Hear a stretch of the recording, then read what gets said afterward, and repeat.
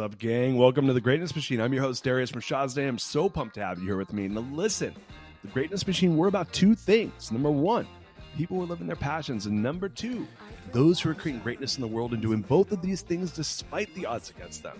Each episode, we're going to feature interviews with game changers, business leaders, telling us their origin stories, what made them tick, what got them to where they are now. Why? So it can help you step into your greatness within your life, your business, and your career. Occasionally, you might hear a few solo episodes from myself, moi as I say, as I leverage my 20 years of entrepreneurship as a CEO and founder to help you grow and level up in your journey to scale your life and your business. So, come be a fly on the wall, enjoy the conversation, and I'm stoked to have you here with me. Guys, welcome to today's episode of The Greatness Machine. I'm your host, Darius Machazde, and boy, do we have a special guest. My man, Trey Taylor is in the house. What's up, Trey? Darius, good to see you, man. Really good to see you. I've been looking forward to this show. You don't know this, but I've kind of taken a little bit of a break from podcasting, and listeners are going to be like, what are you talking about, Darius? And I'm like, yeah, I'm doing this new private equity thing. So I recorded like 45 shows in the first 3 months of the year. Yeah, brutal. Believe that. Yeah, I was hammering out like 13 to 20 shows a month, knowing I was going to be like swamped with like capital raising and whatnot. So I'm a little out of practice, man. I've been doing like one a week. That's like slow for me. You got to get back in the swing of things. I understand. Yeah, that's good though. You got all that. You got all your reps in already, so it's like riding a bike now. Exactly. So, hey, do you mind if I do a little bit of housekeeping and then we'll get popping on the show? No, please, your show. Yeah. All right. So, hey, for listeners who are new to the show, The Greatness Machine, we're about two things: people who are living their passions and those creating greatness in the world and doing so despite the odds. My man Trey here is neither short of passion or greatness. So, I met Trey. This is kind of an interesting story. We're at GOT. Boston, MIT, and he was a speaker at this year's event. And we got paired up where we were talking about our family and our kids. And I don't remember the specific topic, but I do remember we were talking about our family and our kids. And it was kind of a breakout session. And funny enough is I think it was maybe 6 months or a year earlier. Now, I knew he was a speaker just because we know who all the speakers are, but I didn't know what he was a speaker for, which you typically don't know until you kind of dig into it. And then I realized that he's a speaker of this book that I heard great things about, which is A CEO Only Does Three Things, that one of my clients, Eddie Perez, who is a great CEO down in Atlanta, was ranting and raving about. And we started talking about the topic, and I'm like, man, I preach that. I have my own version of what the three things they are, and they line up perfectly with what Trey says. And I was like, man, I got to meet this guy. This is a conversation Eddie and I had 9 months before I actually randomly ran into Trey. And then here I am talking to the guy who's wrote the book about the thing I was talking to my buddy about. So, man, it was like a small world. And you did an amazing talk at GOT. I thought it was actually one of the best talks this year. Thank you. Obviously, man, you're a super successful, bright person. And I was like, and for me, successful, bright, interesting, check all the boxes. I was like, man, I got to get this guy to come to the Greatness Machine. So, man, welcome to the show. Thank you, man. I'm happy to be here because I listen to the show.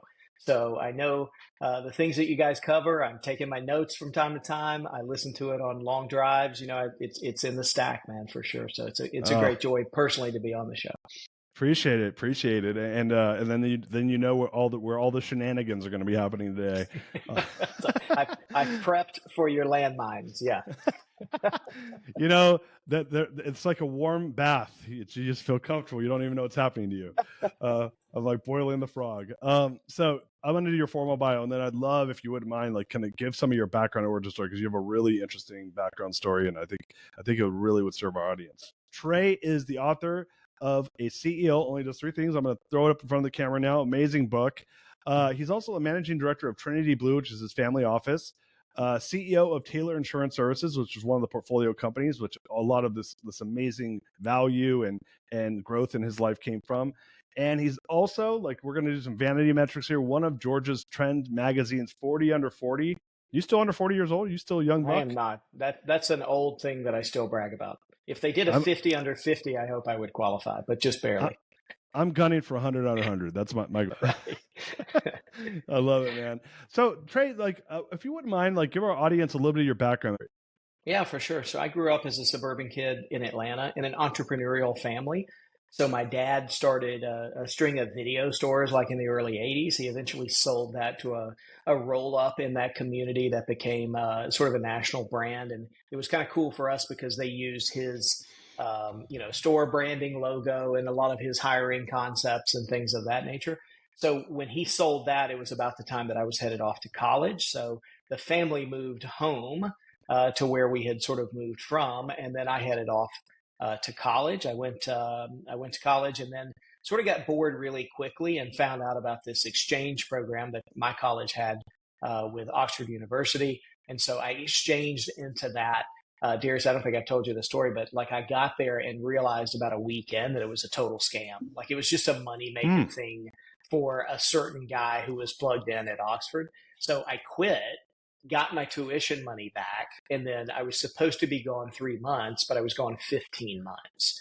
And finally, that money ran out, and I called my dad and said, "Hey, might want to be staying a little longer." And he was like, "Well, you're cut off if you don't come home." So I had to come home.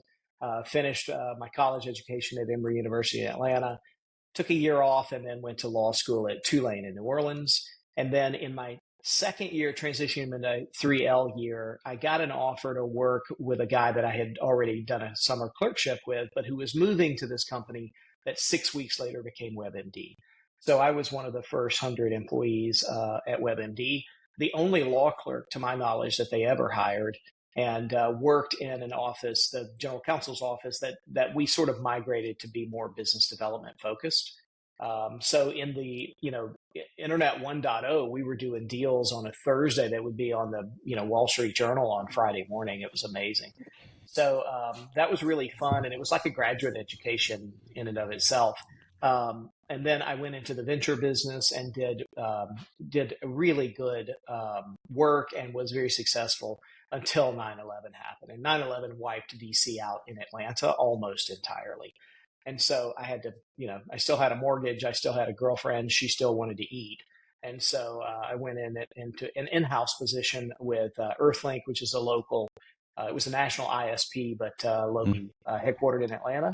And then had been hired at AOL to go take a job at AOL when my dad became mysteriously sick and passed away while he was on vacation.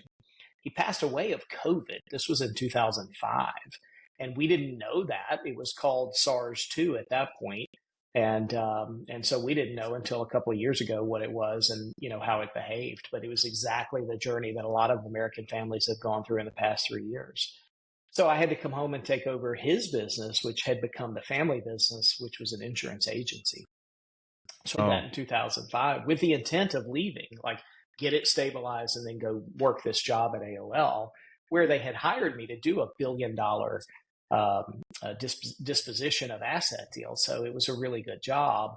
But I never left. So I fell in love with what we were doing. I fell in love with a local girl. I fell in love with the community and that sort of thing. So my life sort of took a different trajectory. And I ran that business with my brother for a long time until 2019. We lost my brother, and we had two other things that happened that were way more positive than that. But it basically put us in a situation where we had a need to do some money management. And we had grown up management teams in each of our operating businesses. So I sort of took a promotion for myself, and I run the family office now, in addition to speaking and writing. I want to back up a couple steps here because there's a lot there. So first of all, what was the name of the video store? Hollywood Video. Oh, okay. So was it a franchise of a Hollywood Video, or was it your dad Hollywood Video? His was Hollywood Movies, and he Okay. sold it to the guys that were doing the roll up Hollywood Video.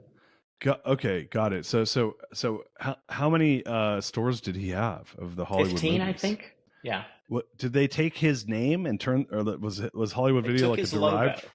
They took Oh, his no logo. way. Yeah. So Hollywood Video was derived from your dad's business? No way. That's the story inside the family. Yeah. Oh, no way. That's so interesting. Yeah. So I had a Hollywood Video by my house in like early 2000s. And so that happened. You and I are about the same age. So did you graduate college what? Late 90s, early 2000s? 96 from college. Yeah. Okay, 2000 okay. from law school.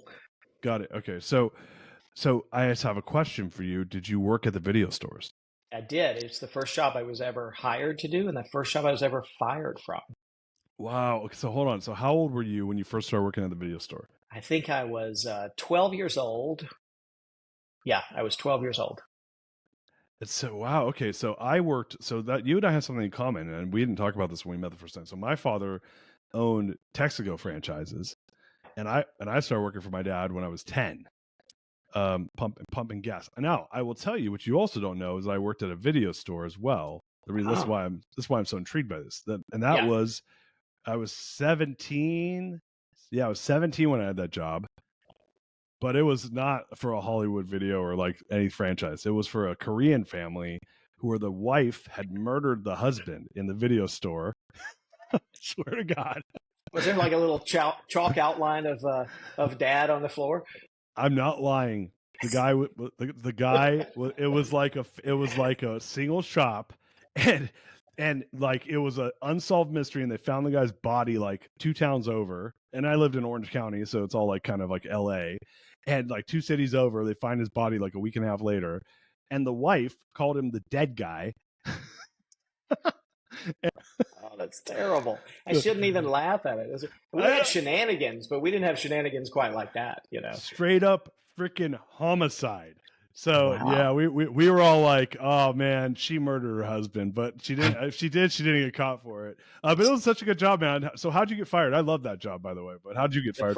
First day on the job. So we had a setup where if the movie cover was on the shelf, it meant the movie was in. You'd pick up the cover and you'd walk, and we'd exchange it for the movie itself, the little VHS tape that you would take home with you.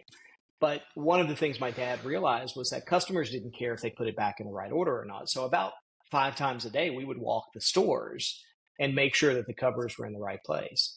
Well, we had, shelves that went from the top of the ceiling all the way down to the floor, and the bottom 2 were really kind of hard to get to. So I got a rolling chair, sat in it, went all the way down one wall and all the way back. And by the time I got back, my dad fired me. Wait, your dad... He fired you for efficiency, for creating efficiency? For efficiency, yes. Because he said to me, and I have to say now, I was really angry then. He was right. My mom was really mad, right? Because she had sent me off to work with a little baggy lunch about 4 hours before that, and then I come home fired.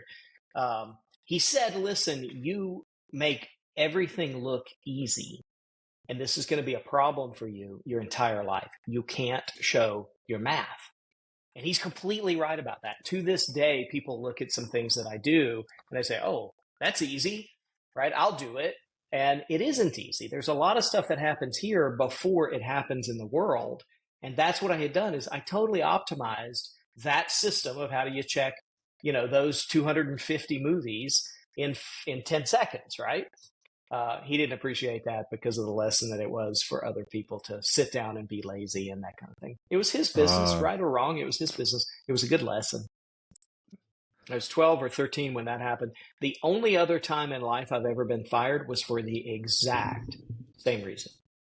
The exact same reason. I was given a task. I thought it was going to be 12 months. It took me 3 months. And the guy looked at me and said, well, you didn't negotiate an annual contract, so you shouldn't have finished the job so quickly. I raised a round of venture capital for an employer, which weathered them through the 2001 recession and allowed them to stay in business, and he exited that company. But 3 months in, I had already raised the round and we were done, Yeah. And that's not to tell anybody anything and get my year's contract, Yeah, if you've listened to the show before, you would know that in my brain I'm thinking, fuck that guy.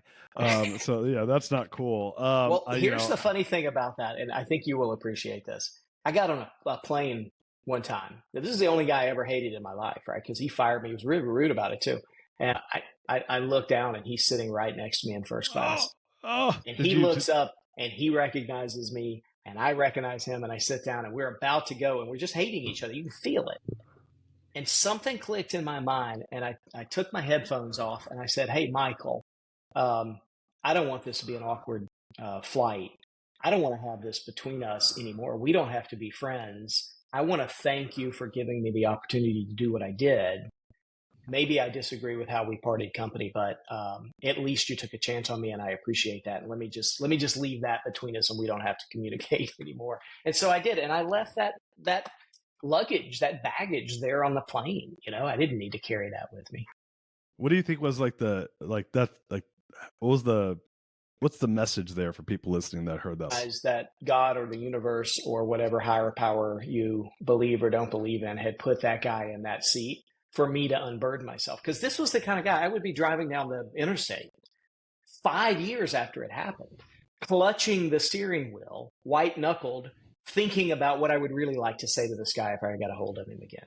You know, that was baggage. It was a suitcase full of barbells that emotionally I was carrying around with me all the time.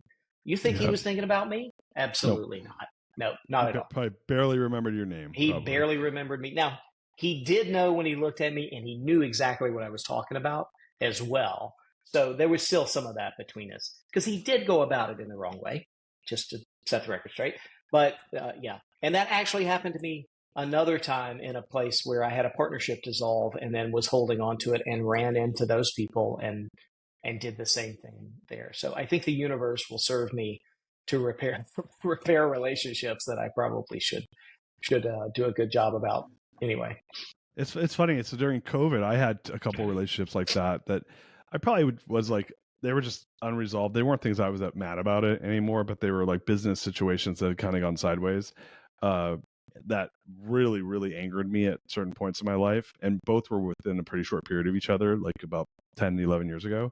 And both of those individuals, 1 or 2 weeks into COVID, called me up to try to like reconcile, which I thought was kind of interesting. And you know, like, and I was cool with both of them. Like, we had great conversations, and they had been like really, really good friends of mine. That things just didn't work out, and I had really hard feelings, to your point. But you know, like, the thing that you said a moment ago is something that I learned recently, was when we do carry around these former situations in our mind and we relive the anger and the pain, it is the equivalent. Ed Milet calls it carrying, you know, suitcases filled with cement. I think someone else, that came from somebody else, but yeah, like, what suitcases are we carrying around filled with cement? You know, how many times do we have to like have a bad day relived in our minds? You know, is that kind of how you think about it? It is exactly it. And then, you know, whether you want to admit it or not, the commitment that you've made in your mind to reserve space for that means that other things can't come into your mind and into your life. And so laying those burdens down have created more space in my life for good things to come in, and has taught me on an annual basis to kind of go do a survey and say, you know, who do I have something against? Just 2 weeks ago, I was able to see somebody that I've been a little put out with because I don't think they did a good job for something I paid them to do. And I was able to go to them and say, hey, I don't want this to be between us anymore. I'm not retrenching from my position that I don't think you did the job I paid you to do, but I don't want to be mean about it, or I don't want to think about it ever again or anything of that nature. I'm not asking for the money back, nothing like that. I just want to kind of release the tension, is the way that I put it.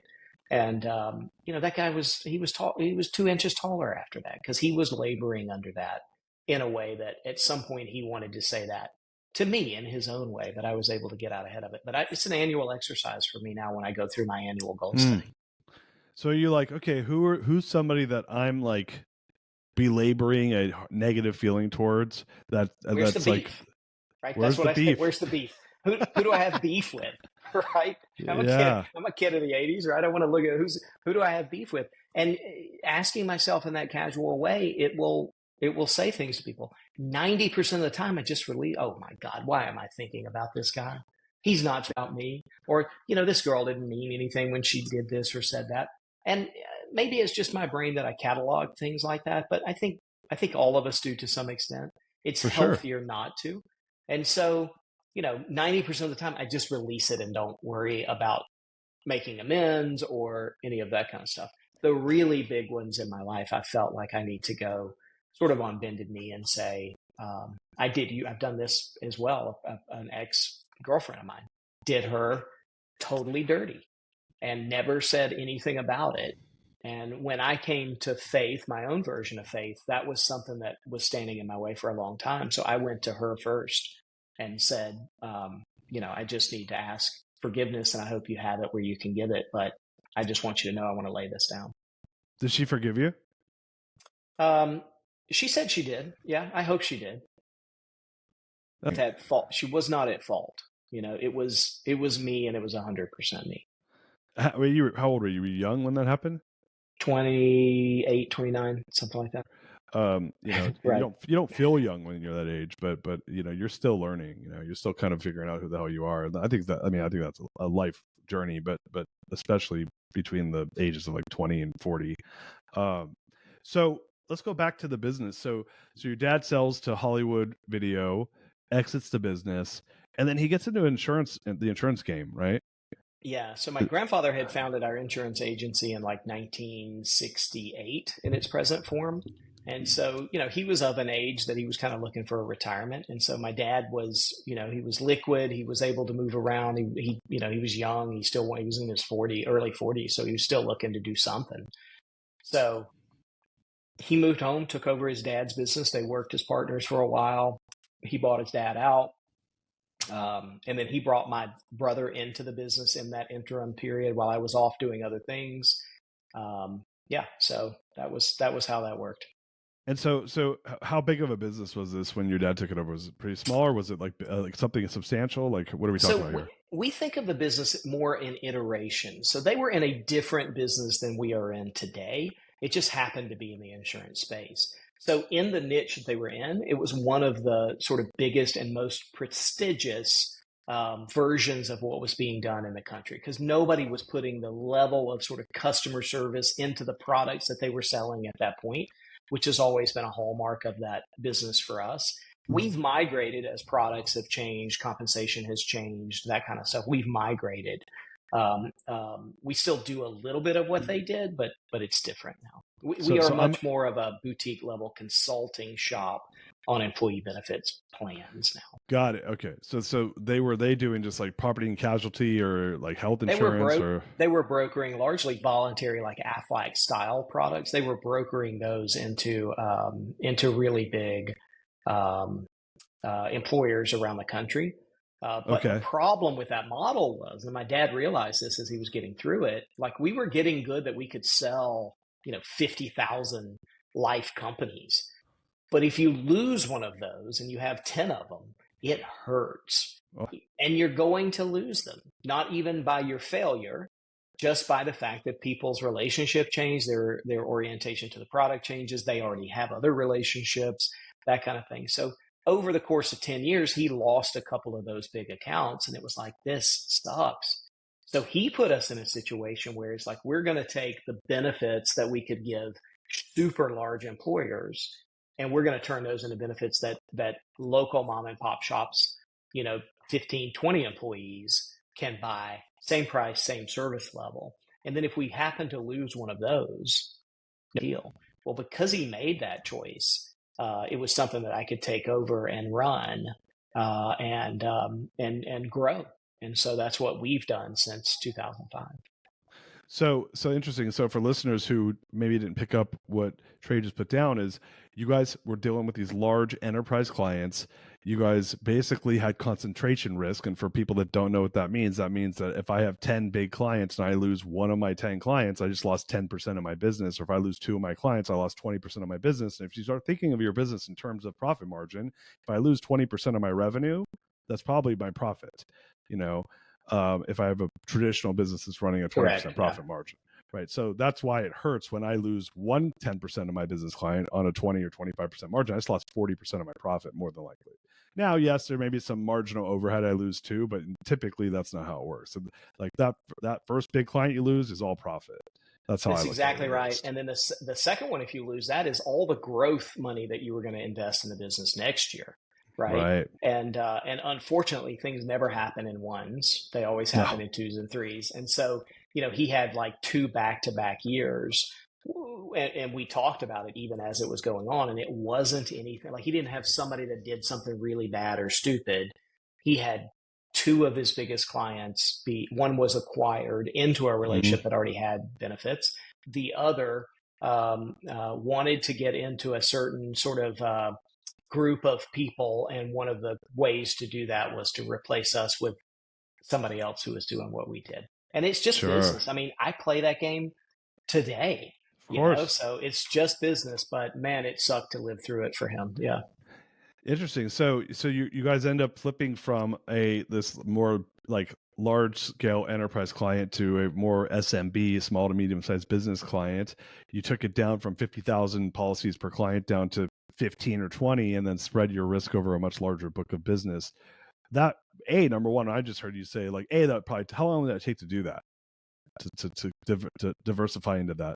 So we didn't fire any of the large clients. We let them attrit over time, right? So that attrition happened, and we tried to keep them. We tried to still earn the business and that kind of stuff. But again, things go that way. So that probably took 10 years, and the last 8 years has been the first four of that was my brother and I in business together, doing the modified version down to the smaller level.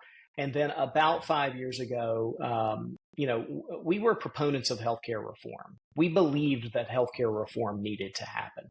Now, Sure. selfishly, we believed that it needed to happen so that health insurance got cheaper so people had more money to buy the products we were selling, right? But we also looked at the runaway train of health insurance costs. And my dad had pulled us out of that business. It was a bad business. Your clients were never happy.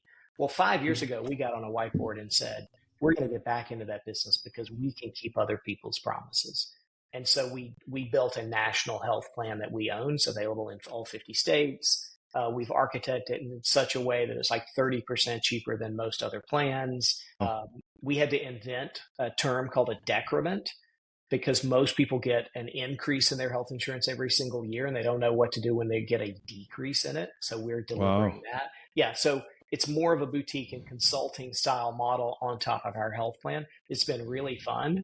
And the thing is I don't want to say autopilot because I don't believe in that in business, but the product demand is great enough that I'm sourcing people to satisfy the demand rather than trying to create the demand in the first place.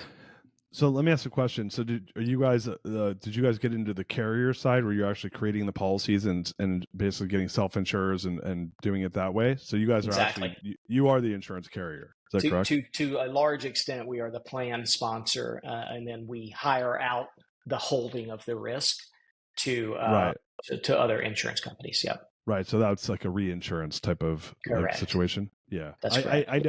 I'm an inch deep and a mile wide. I know Yeah. enough to be No, you dangerous got it. in a lot of industry. I tried actually starting an insurance carrier. That's how I know this. But Yeah.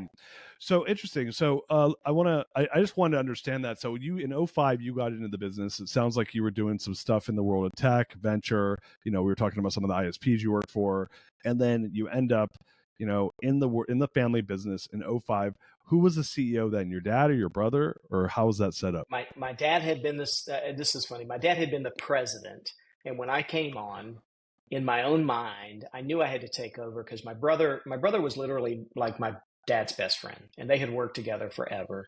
And he was, I mean, everybody's devastated when you lose a parent, but he was really devastated and just, almost like just catatonic. He couldn't figure out what to do, and did he even want to do it? So when I came home to sort of look and see how things were going, I knew immediately I had to step in and do something, or we would lose that business, which supported my mom and 15 families. So it was really hard for me because I had not started the job at AOL yet. And I had to call them and say, I'm not coming and I owe you 40 grand in signing bonus back or whatever the number was. And that was tough. But my dad was the president and I didn't want to take my dad's title. I felt like that was not respectful. Mm. So I called myself a CEO because that's the only thing I knew. And then, unbeknownst to me, my brother thought that that was disrespectful to give myself a higher title Oh, than my dad had held, right? These are funny little things that happen. Now, we were always good. We worked it out. No big deal at all. But I think that was sort of interesting. So yeah, I came on as the CEO and began to sort of give it more of a corporate development style company, to build infrastructure that we needed to be able to support growth. and so do you mind talking numbers, like how revenue or anything like that when you came on?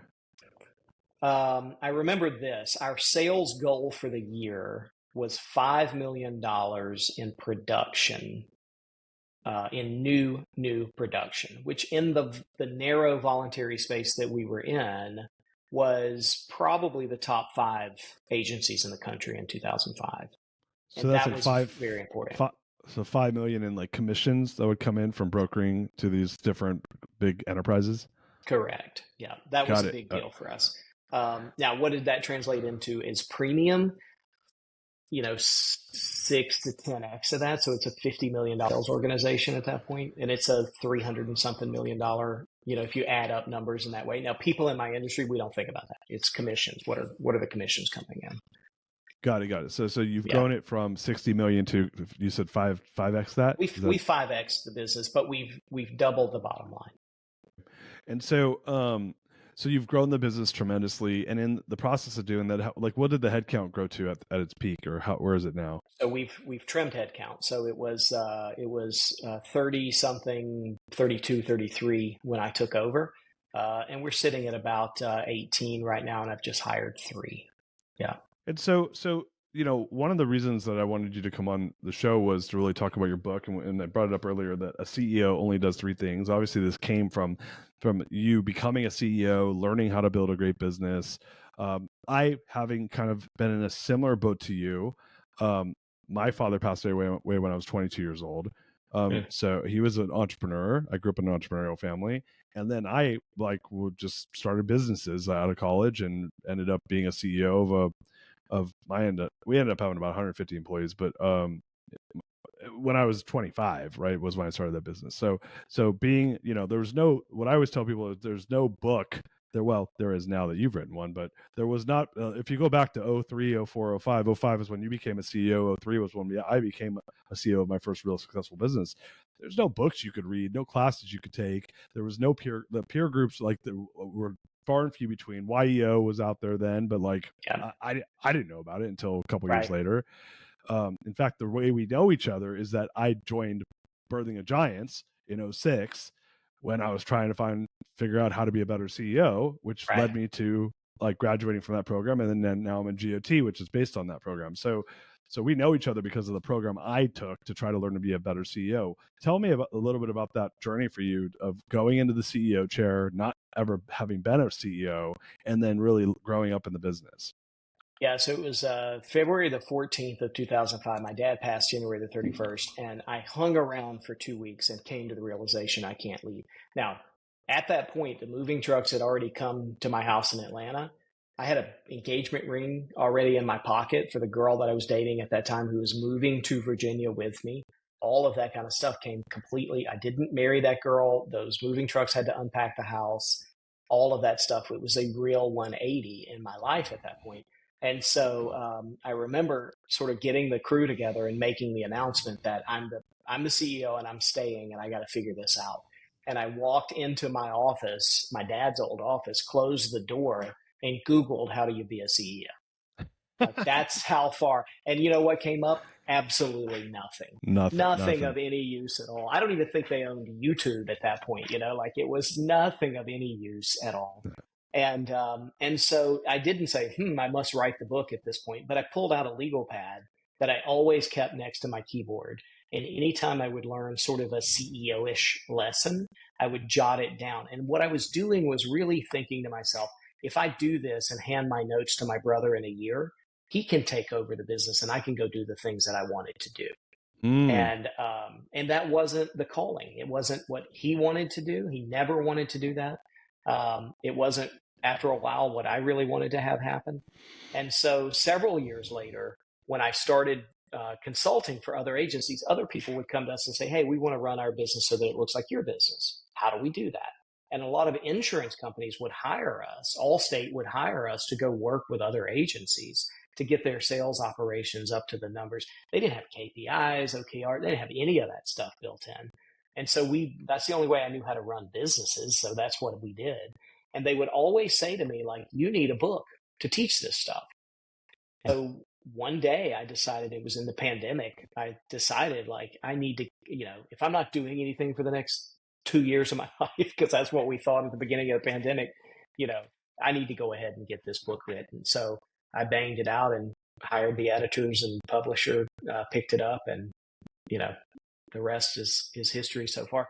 I just had a conversation with somebody that you would know if I dropped his name, who said, I want you to do a second edition of the book and I want to write the foreword of it. That was at 1:00 this afternoon. So it has had a life of its own. It's like 60,000 copies. It's had a life of its own in a way that I just didn't expect. There's not a week that goes by I don't get an unsolicited email, LinkedIn, something with somebody saying, the stuff in that book has really changed my life or helped me in my business or whatever the phrasing that they choose to use is. But it's just a matter of focus. When you're the CEO, what are you supposed to focus on? Yeah, so if you don't mind, I have my take on this. I'd like to hear your take. What are the three things? I mean, obviously, people will need to read the book, and let me take a step back, because one of the things, like I was given kind of the synopsis of the book from Eddie Perez, who is now a mutual friend of ours. I think I introduced Yeah, you guys. you did. Yeah, Thank you. so he was the person that introduced me to the book, and we had a conversation about it, and then I was like, all right, like, it's another book. Like, I have some pretty strong opinions about this, and they align with yours, and I was like, all right, we'll see. Like, is Trey going to come teach us about how to be CEOs? A lot of us in this room are already pretty successful CEOs, but I will tell you, man, like, you have, and I will say this: your book's on my list. I'm going to read it. It's going to be one of the 52 books I finished this year, so it's been on my list. I haven't got to yet. So I'm saying all this coming from an ignorant perspective, so far at least. But you go into a lot of historical, like, storytelling in your presentation. Is that baked into the book as well? Oh yeah, it definitely is, because I can tell you, on an outline basis, any structure of facts and figures. Humans aren't wired to remember those, most of us, right? But we know stories because we live stories. We envision ourselves as the lead actor in the greatest movie of all time. So I had to create some excuse for having taken a history degree from a good university. So I use stories to help people remember the lessons and to really sort of personalize themselves. Because if I can get you seeing yourself in a story, I can get you taking action that you will support yourself in. I love that, man. So I'm gonna preface that by letting anyone know who maybe is an experienced CEO. One of the things I loved about Trey in his presentation was the storytelling. I thought it was an amazing. Actually, before the show, we were talking about how he was asked back to come back to GOT, which, for listeners who yeah, who cares? It's like, listen, nobody gets. It's very, very, very rarely does someone get asked to come back to GOT 2 years in a row. It's like almost like I've only seen it happen once, and it was a person I invited to come back to a year after that she had came to the event the year before. And so it's a pretty big honor to do that. But let's talk about that. What, in your opinion, are the three things that a CEO needs to know? So the first thing when I say the title of the book, a CEO only does three things. CEOs look at me and go, "Yeah, right. You should Yeah, see my to-do list," right? And it isn't that. It's the thing, the things that CEOs only can do means, what do you have the authority and responsibility over that no one else does? Those three things are culture, people, and numbers. And it's not necessarily the content of those columns, but the agenda for those columns. Culture meaning, what kind of place do we want to inhabit? People, who do we want to put in that place? Numbers, what should those people be working on, and how do we know if they're doing a good job? Just that simple. The problem is, most of us work on a to do list that is set by anybody we give access to. So if I work in an organization right now with 19 people in it, that pretty much means that 19 people can give me an action anytime they want to, either by not doing their job well or by coming to me for help and me volunteering to take that action and put it on the to-do list. This is not a very healthy way to go about things. And so what I coach clients to do, and what I encourage people to do in the book, is, if you're the top of the organization and you're the only one that has authority and responsibility to set the agenda in those three things, touch those things every day before you touch anything else. And that has the power to transform not only the organization, but the layer of people below you, and to some extent, your life and how you orient yourself in it. I love that, man. So I'm gonna give you my, again. This is before I read, like, I was giving your book or spoke to anyone about the book, for that matter, or even heard you talk about the book. My position on this, and as you may remember, I exited my business in 2020. I have a book, The Core Value Equation. I went out there and started promoting the book. It's about how do you build a core value driven organization, which speaks to the heart of one of your tenants, right? Totally. Culture, right? Funny enough is, I say core values are the language of accountability in organization, and they drive all hiring decisions and all the results of the organization, right? So Completely it agree. actually No objection. speak. Yep. Yeah, so it speaks to all three. Just it's a different way of getting there. Or it's Completely part of agree. it, it's a component of what you're talking about. So I always tell people, I say, look, I believe the CEO owns three things in the business. You own the bench, you own the strategy, you own the execution, right? Like what or excuse me, the results, right? Which it kind of plays into what you're talking about. When I say it, I say, you own the bench, right? So when I say that, and I want to say all that because I want to get your feedback on how you think that aligns to your thinking. I say that, look, you own the bench. If you hire someone's in your organization that's not doing their job, you either hire the person you either hired them, or you hire the person that hired them, or you hire the person who hired the person who hired the person who hired the person who hired them. In my last business, I had 1,000 plus employees, where it's probably 7 layers of management. I was like 7 layer, what's it, the 7 connections to Kevin Bacon or whatever, Right. it would all trace back to me one way or the other, right? Right. So I was like, so therefore you own the process of how they're being hired, and if they're the wrong person sitting in the seat, or they're not being trained, or they're not getting the resources they need, then you own the outcome of that. On the culture, we kind of talked about that. Like, you own, like, what's this business look like? What's the culture of the business, and the strategy is like, where are we going and how are we getting there? Right. So when you start thinking about that, like, how do you think those things overlay? If you own the people strategy, people strategy and results, how do you think that overlays to the things you're talking about in your book? So 2 things. One, I think they line up spot on. So strategy and culture to me are the same thing, right? That in that vein. Now, not that they are the same activities or anything of that nature, but the strategy of the CEO should be apparent in the culture. The culture is rooted in the values of the people and show up in the behaviors of the people. So if you've got your values articulated, right? If the insurance business became illegal tomorrow, if the president said, "Hey, we're not going to sell insurance in this country anymore," I would take this exact team and we would choose vacuum cleaners, software. It doesn't matter to me. We would choose that. We would learn it. We would become experts in the product and that sort of thing. But our values wouldn't change, right? Our culture hopefully would not change at all. Our people hopefully would not change at all. The economics hopefully would not change, or maybe they would even get better, or what have you.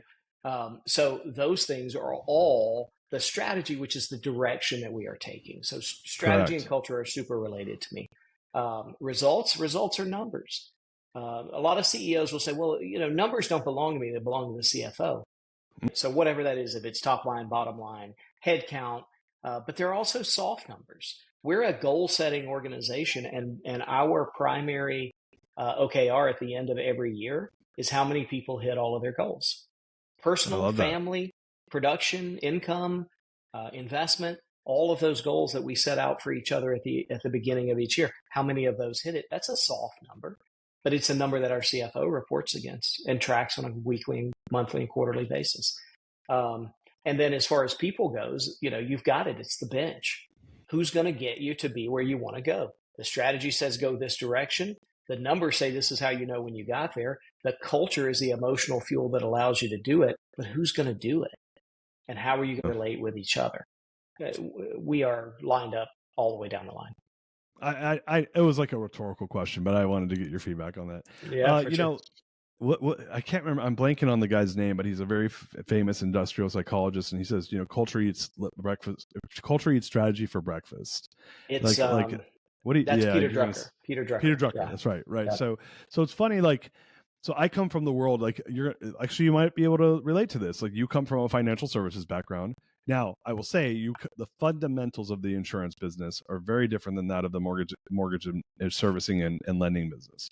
Mostly because if interest rates drop, you don't lose half your pipeline. You don't lose. You have a annuitized income stream that's relationship based, and it builds slowly over time or aggressively over time, and you just kind of reap more and more rewards if you do it well. But they're right? both supported by a sales and brokerage distribution channel. So I feel super akin to the mortgage business. We've looked at saying, hey, we export ourselves to the mortgage business in the past as well. So yeah, I see what you're saying there.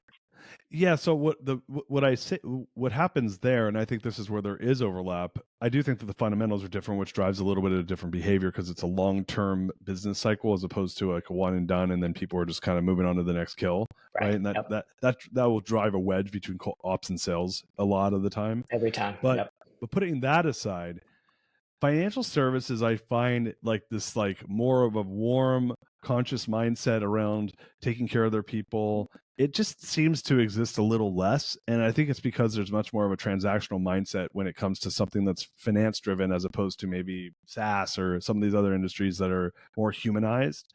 I always took the approach of, which is what you were talking about, which is, hey, look, like at the end of the day, I need a bunch of humans to show up, care about their job, care more than the company next door, and execute on a better strategy so I can get better talent in here to execute on a bigger vision, right? And so if I make it human centric, take care of my people, really focus on them doing a good job, I can then raise the bar on who I allow to be here. So I have better Absolutely. talent, and if I have better talent, I'm gonna have better results. Absolutely. Is that kind of, aligned to what you like? Is that your mindset? Walk me through how you think of this. Again, I coming from think a of it, financial services background. yeah, I think of it in the virtual circle type of mentality. If I take care of my people will take care of my customers will take care of me. That just goes on until it doesn't anymore, like until it's too big, you know. And Mm, the more selective I can be in choosing the best people to start the curve. yeah, Yeah. yeah, I love So that. I start recruiting even better and better people in the insurance business. Now I'm running multiple businesses right now, but in the insurance business, um, we don't take we don't take resumes. We don't take job solicit. You have to be nominated by somebody that works there to get a job there.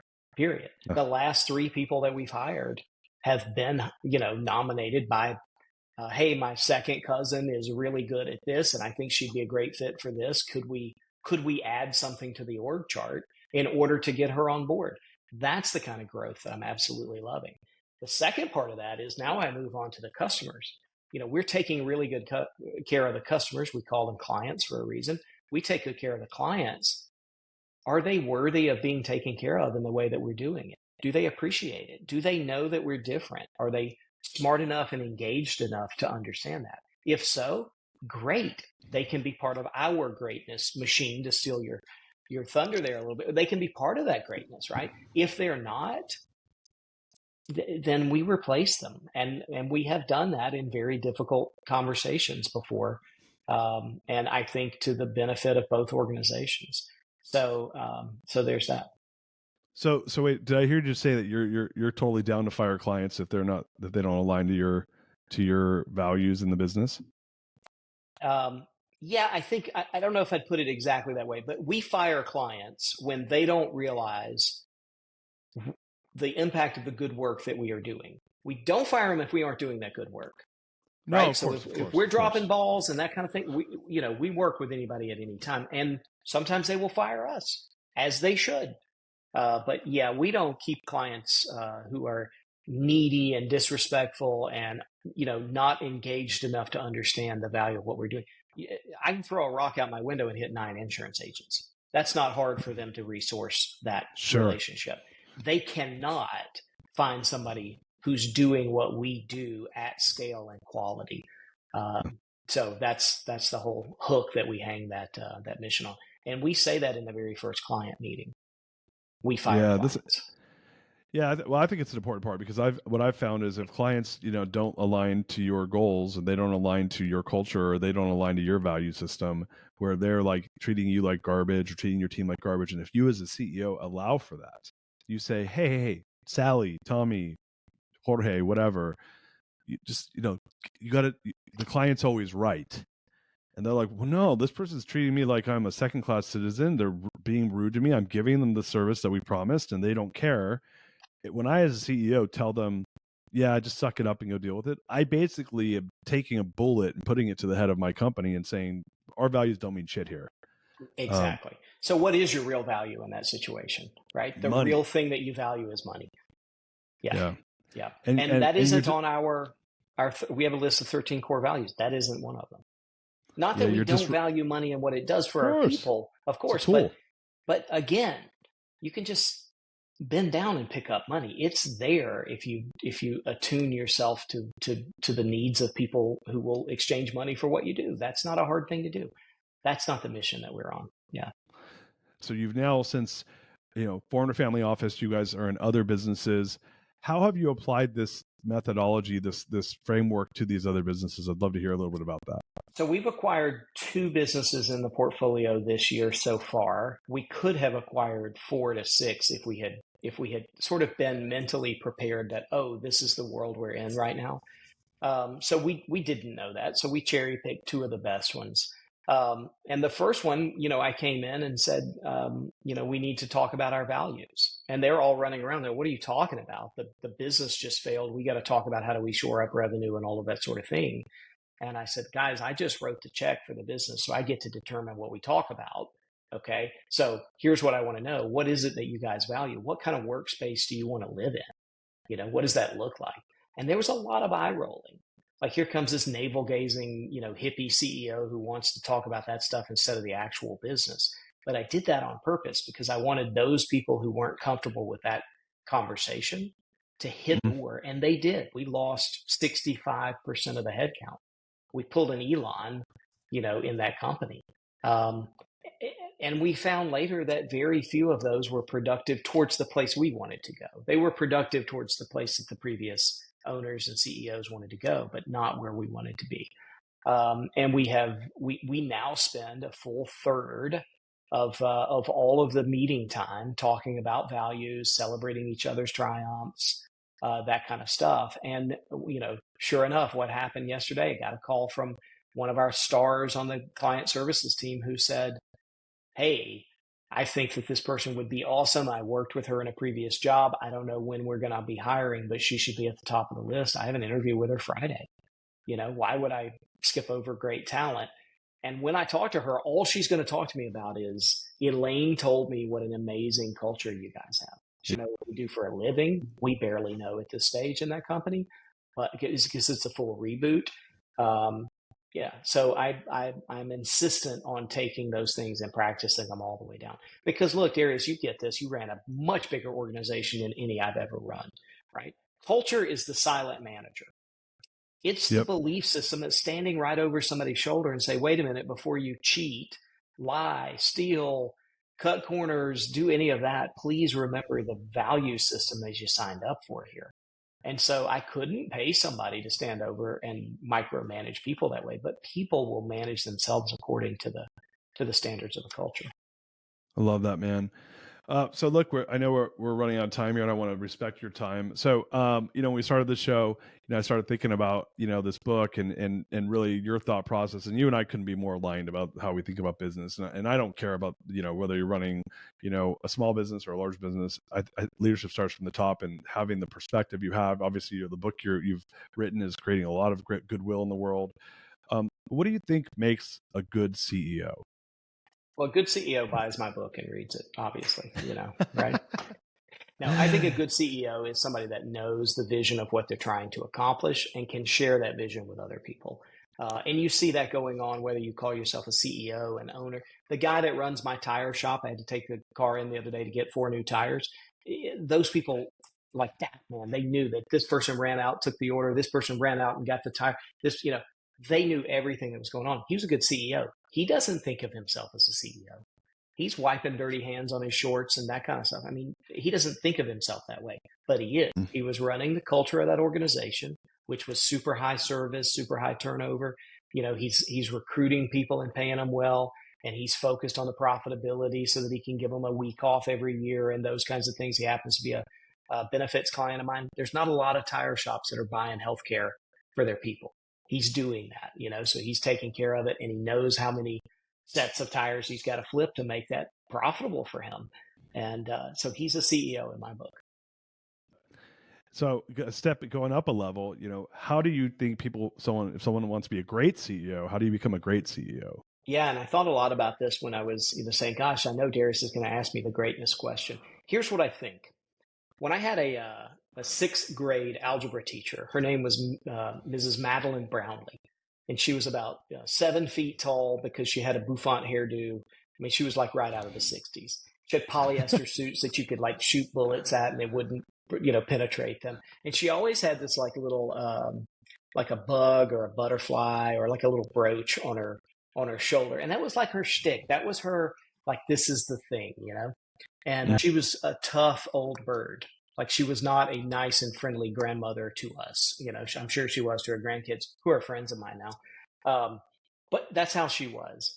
And so when I'm in the 6th grade, I'm not looking to do anything to put my head up. It's whack-a-mole when you're in middle school. You don't want to stand out from anybody. You want to be exactly like everybody else in the class to make friends, right? So I'm there, and she calls me the first day of pre-algebra or whatever it was we were studying. And she says, Mr. Taylor, you're going to be the homework monitor this year. And so every day when we come to class, I want you to walk around and make sure everybody did their homework. You give them a yes check or an X for no.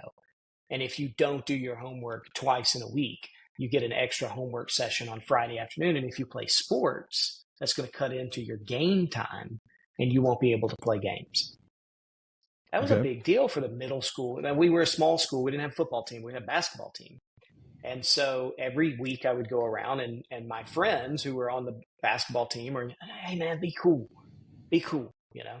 And I am a very cool person, as you obviously, can tell from our conversation. But I would mark people off that did their homework and mark them no if they didn't. So after about a month, the star, of the basketball team didn't do any homework that week. So that meant he had to go to study hall on Friday afternoon, which meant he couldn't play in the big game against the school rival.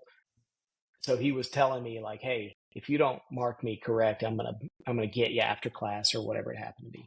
So Monday morning, man, I walked in. I had been, shunned all day Monday morning because the guy didn't go and maybe we didn't win. And I walked into her office and laid the book down that she had given me. I said, I'm not doing this anymore. I don't know why you chose me in the first place to give me a job like this when all I'm trying to do is to make friends. And, teachers have that patented move where they sort of, pull the, she did that to me. She pulls her glasses down, looking over the rims of the glasses. And she says, she points down at the line item that had my name on it. And I didn't do the homework 2 times that week. And she said, Mr. Taylor, you said that you didn't do the homework on Wednesday and Thursday. Why would you mark yourself no on that? And I said, because I didn't do the homework. And she said, well, right and wrong matter, Mr. Taylor, and you're somebody that recognizes that. Now take this book and get back to work. And I walked out in absolute, just dazed, walking out of the room. Why? Because for the first time in my life, she had shown me something different about myself in my identity that I didn't know about myself. Previous to that, I thought I was just the same as everybody else that I met. After that, I thought, I am somebody that recognizes right and wrong. And according to Mrs. Brownlee, not everybody does that. So what did she do there? Number one, she precepted a gift. She saw something in me before I saw it in myself.